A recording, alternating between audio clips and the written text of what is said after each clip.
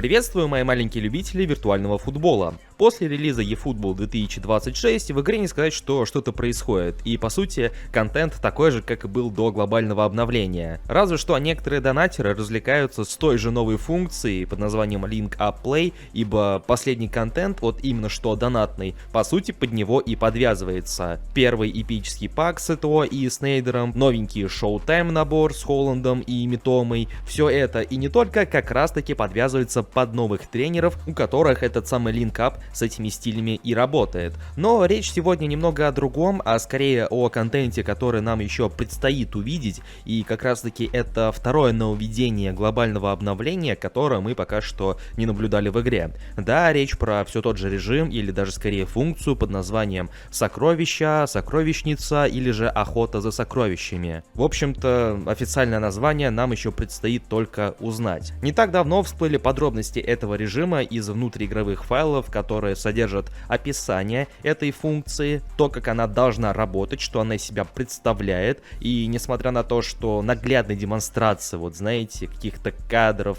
скриншотов или даже отдельных роликов мы не наблюдаем, это хоть какая-то информация по этой новой функции. Поэтому давайте ознакомимся с ней сегодня поподробнее.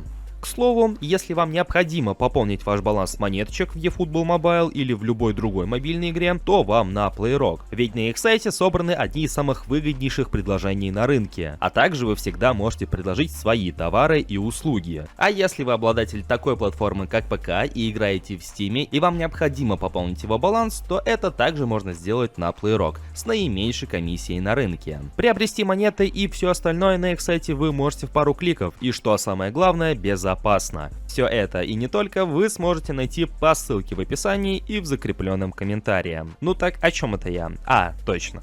Возможно, некоторые из вас задаются вопросом, а почему нельзя сказать с уверенностью, это новый режим или это новая функция? И лично я задался этим вопросом, поскольку данное нововведение фигурирует чуть ли не во всех, скажем так, подкатегориях, которые доступны в этой игре. Я имею в виду ивенты, дивизионы и так далее. То есть, где бы вы ни играли матч, по сути, везде эта самая сокровищница так или иначе, но будет упоминаться и вроде как будет работать. В чем же суть? Как мы и обсуждали ранее, данное нововведение связано с сокровищами, с отдельными предметами, которые имеются у того или иного пользователя. Правда, все еще непонятно, что именно будет подразумеваться под этими предметами, возможно, поинты, карточки или нечто большее, но во всяком случае у игроков будет возможность выбрать самые такие, знаете, ценные для себя предметы, которые и образуют ту самую сокровищницу. Для того, чтобы играть на эти самые сокровища, на эти предметы, из имеющихся предметов нужно выделить самый ценный, который и будет своеобразной ставкой от вашего лица. И плюсом к этой ставке для образования полноценной сокровищной цепочки вы также можете выбрать 3 предмета, которые присутствуют у вашего соперника,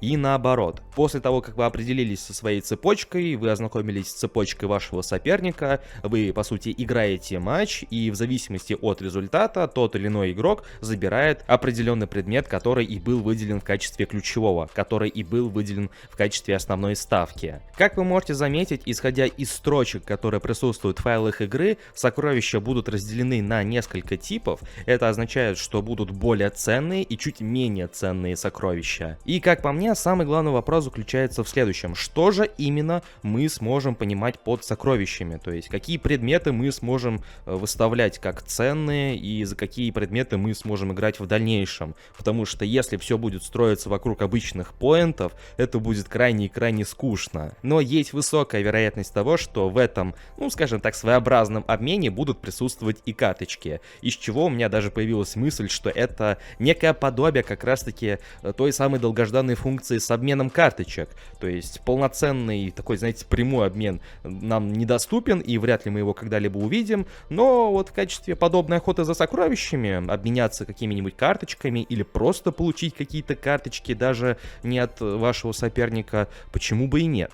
Во всяком случае, с данными строчками мы стали чуть больше понимать, что именно представляет из себя данная функция, но даже так, как и в случае с первым нововведением, нужно посмотреть на него воочию, нужно посмотреть именно геймплейные кадры, как это все работает, для того, чтобы окончательно поставить точку в этом вопросе, поскольку на внутриигровые строчки можно смотреть часами и все равно не до конца понимать, что же это из себя будет представлять по итогу. Но ваше же мнение, как и всегда, я буду рад узнать в комментариях под этим роликом, что вы думаете насчет данного нововведения и как вы думаете, что именно мы сможем выставлять в качестве тех самых сокровищ и ценных предметов, на которые сможем играть. Также не забывайте поддерживать это видео своими большими пальцами вверх, подписывайтесь на наш канал, если находитесь здесь впервые, и, конечно же, прожимайте колокольчик, чтобы ничего не пропустить. Всем спасибо за просмотр, всем удачи и до скорых встреч!